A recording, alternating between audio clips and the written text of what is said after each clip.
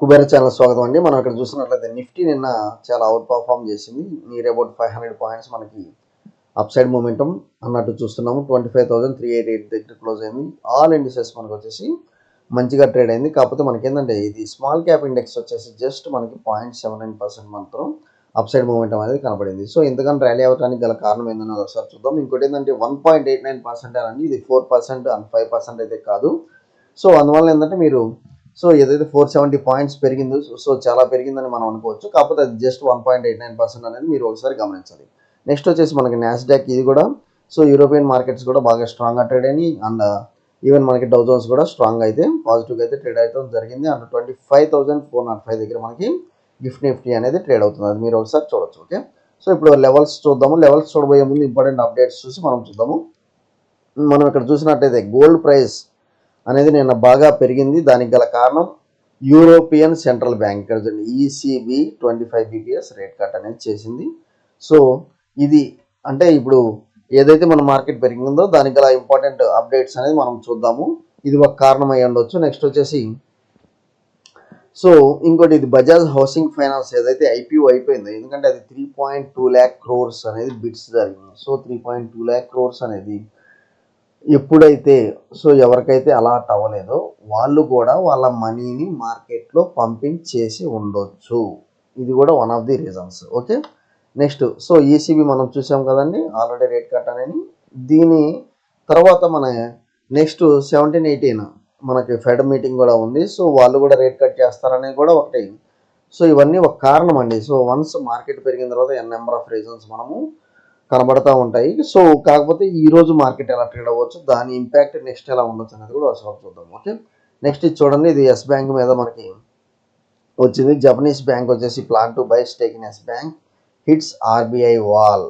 RBI అనేది కొంత restrictions అయ్యి ఉన్నాయి అన్నట్లుగా మనం ఇక్కడ చూస్తున్నాము. అందువల్ల ఇది వచ్చేసి ఎస్ బ్యాంక్ ఒక నెగిటివ్ ఇండికేషన్. ఓకే, నెక్స్ట్ వచ్చేసి India GCC count rises to GCC capital of the world. India is the GCC capital of the world with the largest base of 7% global technology capability centers అన్నట్లుగా మనం ఇక్కడ చూస్తున్నాము. ఇది ఒక big news ఏనండి. ఇది ఒక పాజిటివ్ సెంటిమెంట్గా మనం ఇక్కడ చూడొచ్చు. ఇది ఏంటంటే global capability centres GCC okay has increased to 1700 in the financial year 2024 generating $64.6 billion. Okay, and employing 1.9 million people అన్నట్లుగా చూస్తున్నారు. ఇది వచ్చేసి చాలా బిగ్ డేటా అండ్ పాజిటివ్ మనకి ఇండియాకి అండి.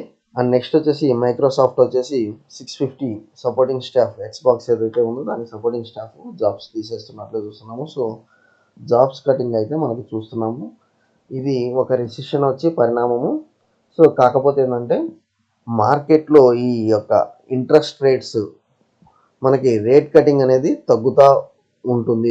తగ్గిస్తారు, ఇంట్రెస్ట్ రేట్స్ అనేది తగ్గిస్తారు అనే ఒక ఇండికేషన్ వల్ల మార్కెట్లో మూమెంటం అయితే బాగా జరుగుతుంది పాజిటివ్గా. Okay, next retail inflation and 4% కంటే తక్కువగా ఉంది ఆర్బీఐ టార్గెట్ కంటే. ఇది ఒక ఇండికేషన్.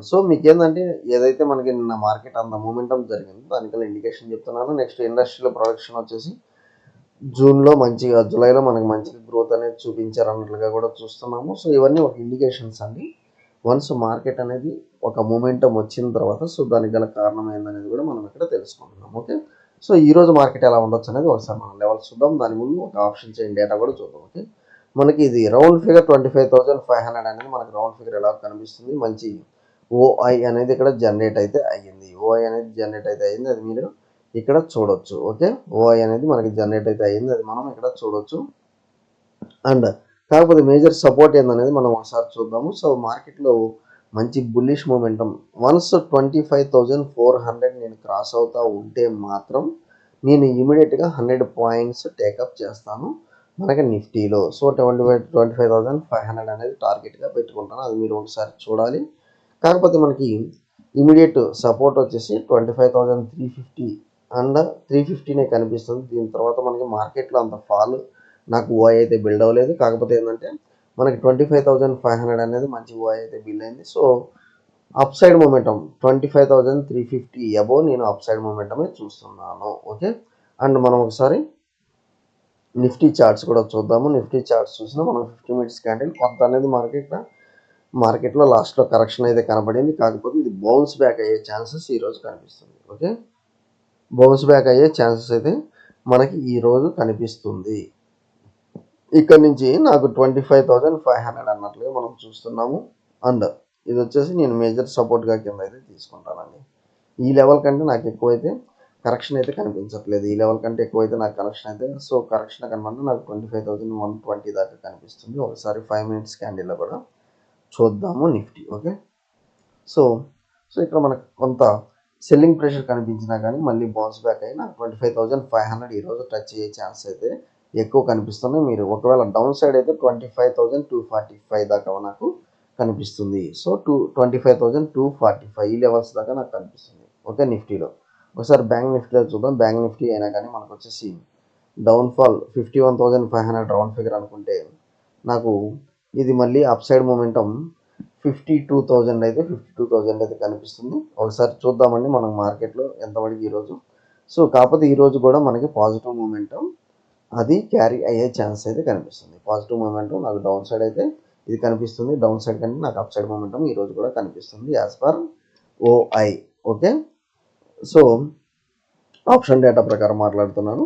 అండ్ చార్ట్స్ ప్రకారం అయితే మనకు వచ్చేసి ఆల్ టైమ్ హైస్ కాబట్టి మనం నెక్స్ట్ లెవెల్స్ ఏందనేది ఓఐ ద్వారానే మనం తెలుసుకోవచ్చు. థ్యాంక్ యూ అండి. Follow for important updates.